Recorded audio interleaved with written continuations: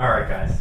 Today we're going to be talking about the four types of care. Okay, and I kind of laid it out as a little bit of a grid here because there's four different types of care. We have preventative, diagnostic, curative, and palliative care. Okay, so they kind of go in the order of importance, in my opinion, too. That preventative is the most important, and preventative, basically just like it sounds, is preventing any type of ailment or disease or chronic illness to actually occur. And I don't want you guys to think of preventative care just as something that you get done at the doctor's office, or you get something, a pap smear or a mammogram or some type of ongoing colonoscopy, something like that. I don't want you to think of preventative care just in that sense. In that sense, usually under Medicare, though, they are covered at no cost. But the more important way to look at preventative care is how are you preventing the ailments or illnesses that may occur in your life. That's how I want you to look at preventative care. So is the food that you're putting in your body preventing you from getting a disease? Are the exercises or the thoughts that are going through your head, or the stresses that you're incurring on a daily basis, are they preventing you from getting these type of ailments? So that's the main thing that I want to look at is how are you preventing your life from actually causing diseases as well. So that's the first thing. The next stage is you're going to be your diagnostic types of care. Okay, diagnostic care usually occurs when you have some type of ailment that you're unaware of, and they're trying to diagnose what's happening.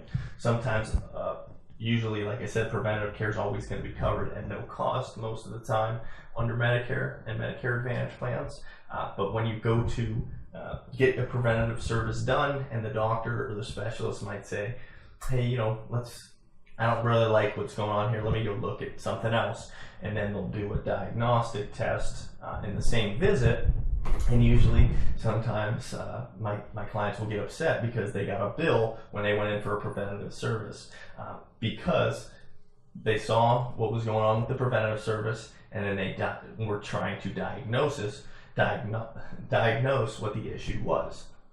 So you're not getting billed for the preventative service, you're getting billed for the diagnostic testing that they did to find out what was going on. Okay, after something has been diagnosed, then they move to the next type of care, which is curative care. Curative care, just like it sounds, tries to cure or prolong the type of illness or ailment. So it's trying to cure what is actually happening with what's been diagnosed. Okay, so that's usually what most people fall in after something's been diagnosed, is in the curative stage. Okay, after the curative stage comes the palliative stage. Palliative stage is basically, nothing now unfortunately can be cured, and it's usually just trying to make life a little bit easier. And unfortunately, the disease or the ailment has no cure, so it's just more trying to prevent any extra harm to you in that palliative stages. So those are the four kind of stages of your care.